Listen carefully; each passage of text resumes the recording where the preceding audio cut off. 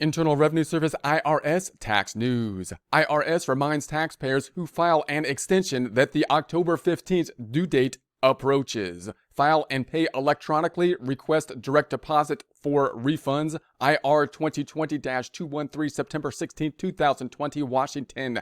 The Internal Revenue Service today reminds taxpayers who filed an extension that the October 15th due date to file the 2019 tax return is approaching. So remember, with the 2019 tax returns, they're normally due on April 15th, but there was an extension to July, so July 15th, but that was the normal filing deadline. And now you could file an extension like you normally could at the April 15th, but you could now file it on July 15th when, the normal tax filing time was now extended to.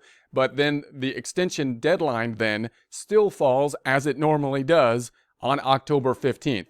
And therefore, once we go past this point, we should be back basically into the normal kind of process. So like normal, like usual, if you filed an extension, you may have filed the extension a little bit later than you normally would have, but you still have the extension due at October 15th, as it typically will be. And of course, that date is approaching. So taxpayers should complete their tax return and file on or before October 15th deadline. So they want you to file, before the deadline.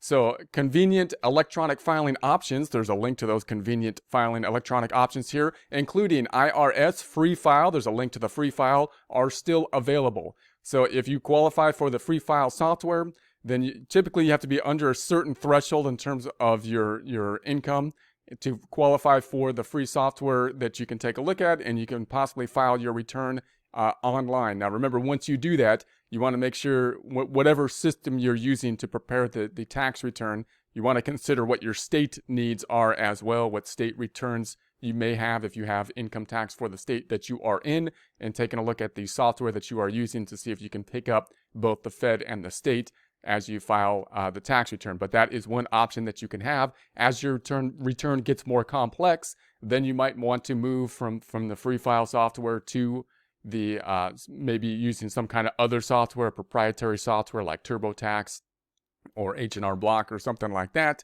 And then if you get above a certain level of complexity, then you probably want to talk to a tax professional to get help with the preparation of the tax return, of course. So back to the text. Taxpayers and tax professionals should continue to use electronic options to support social distancing and speed the processing of tax returns, refunds, and payments.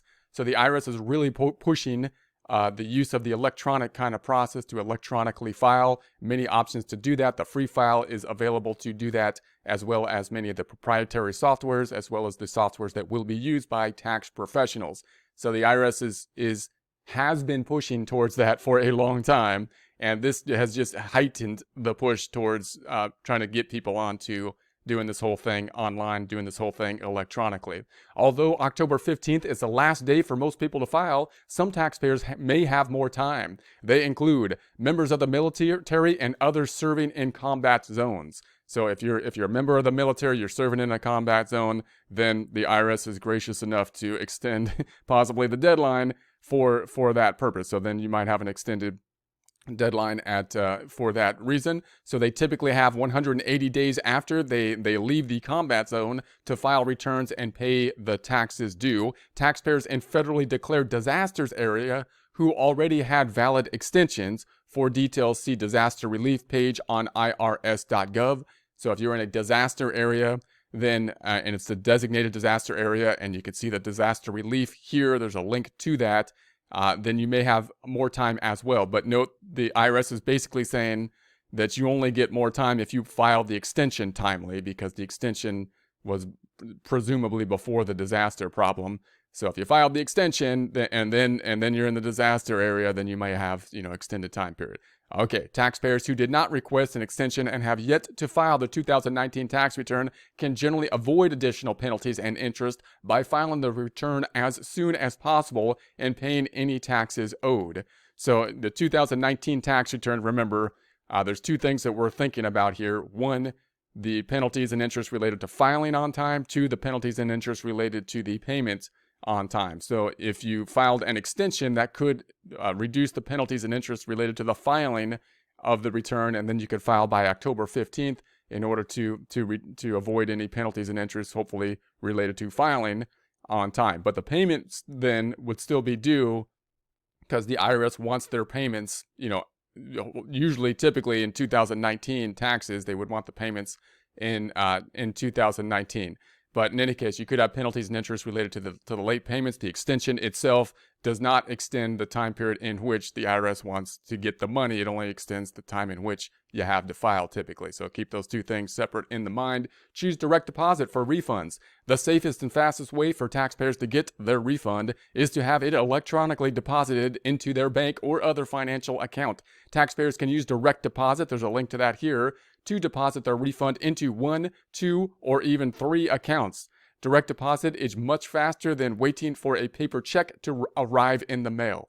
So obviously, again, the IRS is pushing towards this direct deposit, so they want you to file electronically instead of sending in a paper return, and they would like you to then give them banking information or some type of information to directly deposit the refund into your account, as opposed to cutting a check on their side and sending it to you in the mail. That will typically be a good thing if you're getting a refund, because obviously you want to get the money faster typically in that case. So as long as it's a secure process to do so, to give them that information electronically, and it typically is given the software capabilities these days, we're kind of reliant on that at this point. So then that would be a good thing to do. Now, if you owe them money, then they probably want that electronically too, because they want to get it as fast as possible and do this whole electronic thing. But that you may not be as concerned in that case, because as long as if it takes them a little while to to cash your check when you give them a check, then that might not be as big a concern.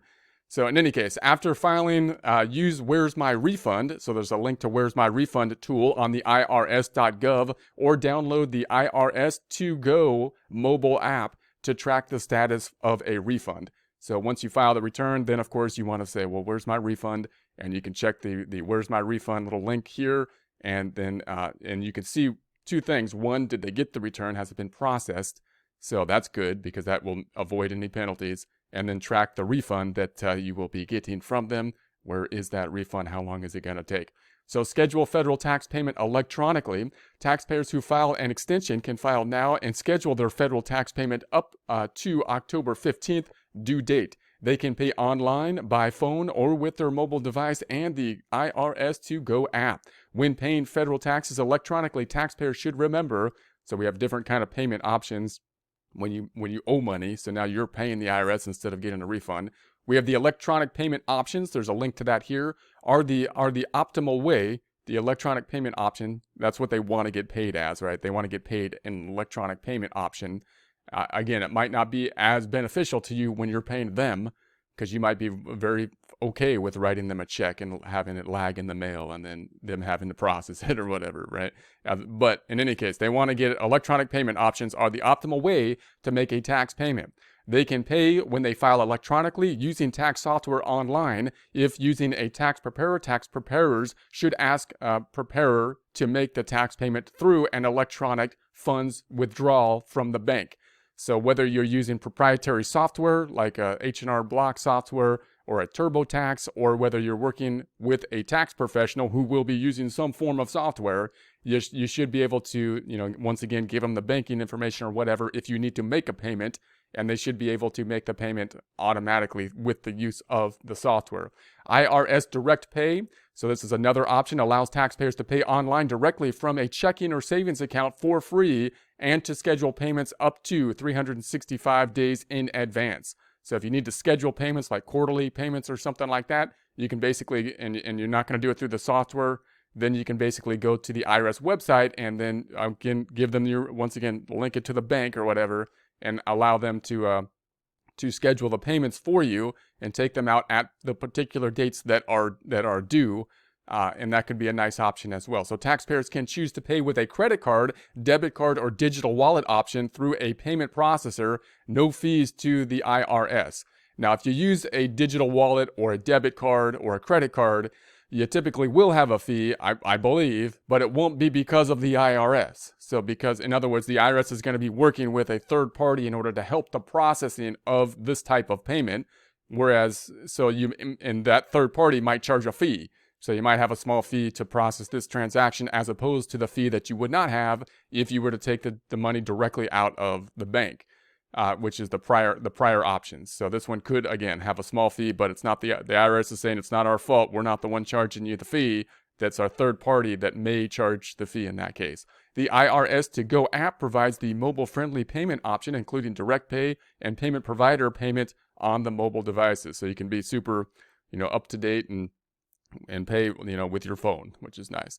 So taxpayers may also enroll in the electronic federal payment system and have a choice of paying online or by phone using the EFTPS voice response system. Taxpayers can go to irs.gov/account. There's a link to that here to secure access information about their federal tax account. They can view the amount they owe, access their tax records online, review their payment history, and view key tax return information for the most recent tax return as originally filed. Economic impact payments, non-filers can still get one, must act by October 15th. So if you haven't got your economic impact payments, your EIP, then it's possible that you can still get one, but you got to act by October 15th, they're saying. So though most Americans, more than 160 million in all, have already received their economic impact payments, the IRS reminds anyone with little or no income who is not required to file a tax return that they may be eligible to receive an economic impact payment.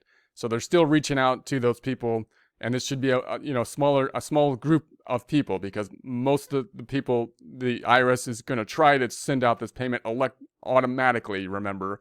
So they're looking at the 2019 tax return or the 2018 tax return to try to get the information they need to send out this payment, even though the credit is really tied to the 2020 return, which isn't going to be filed until 2021. If they don't have that tax information, then they move to other kind of federal payments that could be given to the taxpayers or the citizens, and that would be things like Social Security benefits and whatnot. And if they couldn't get the information with those things because they don't have it, then that's the people they're trying to reach out to at this point in time that may still be eligible for the economic impact payment, but the IRS just doesn't know enough to process it. So, and if that's the case, then you may still want to be giving them your information and see if you can get the economic impact payment. So eligible in both English and Spanish, the non-filer tool on irs.gov is designed for people with incomes typically below $24,400 or married couples of $12,200 for singles. So in other words, if you're below $24,400 for married, $12,200 for single, you may not be required to file a tax return. And this is basically taxable income, right? So if you're below these items, you may not be required to file a tax return. And so therefore, you may not have gotten a economic impact payment, and again, you still might have gotten one because you might be getting like Social Security or something. The IRS still knew about you, so then you'd still be good. But if you're under these items, you may not file a federal tax return, and therefore the IRS may not have processed the economic impact payment if you don't have some other form of income from the IRS, from the government. So that's who they're basically reaching out to at this point in time. Now, if you earn over $24,400 if married and over $12,200 if single, and you didn't file a tax return, well, then the IRS is going to say that you don't want to use this non-filer tool. You want to file the tax return because you're required to do so. And if you use this tool, you're going to confuse the IRS, right? So you want to actually file the return. So this includes couples and individuals who are experiencing homelessness. People must enter their information by October 15th to get a payment this year. So you got to file by October 15th. If you don't do that, then the IRS will not give you the payment this year, but you can still get it because you can file the tax return for 2020, but you're not going to be able to do that until April 15th of 2021, or that's the due date of the tax return typically, unless they change it as of this point in time. And you'll have to file a tax return, which will be more cumbersome than simply doing this non-filer tool thing, which should be easier because you don't need any income information to do the non-filer tool thing. So people who qualify for a payment, even if they don't work or have no earned income, but a low and moderate income worker and working families eligible to receive special tax benefits such as the Earned Income Tax Credit or Child Tax Credit cannot use this tool. They will need to file a regular return as soon as possible. The IRS will use their tax return information to determine and issue any economic impact payment for which they are eligible. So in other words, if you're under $24,400, married, or $12,200, you may not be required to file a return. However, You may still want to file a return because even if you're not required to file the return, you might have W-2 income where they had withholdings, and you should get a refund on that. And now you might say, well, the withholdings were only like $24, so why would I don't really, I'm not going to file for $24 or whatever. But you might still qualify for these refundable credits, which is called an earned income credit. So you actually get money past your withholding amount, and the child tax credit if that applies. So those could be significant even if you're under the threshold. So it might well be worth filing even if you're under the threshold to actually be required to do so. So IRS.gov assistance. Taxpayers may find answers to many of their questions using the interactive tax assistant. There's a link to that here. A tax law resource that works using a series of questions and responses. IRS.gov has answers to frequently asked questions. There's a link to that here. IRS website has tax information in Spanish, Chinese, Korean, Russian, Vietnamese, Haitian, and more. So, well, that's all they have listed here, so I won't say and more, maybe more. So go to the irs.gov/payment. There's a link to that here for electronic payment options. And there'll be a link to this in the description.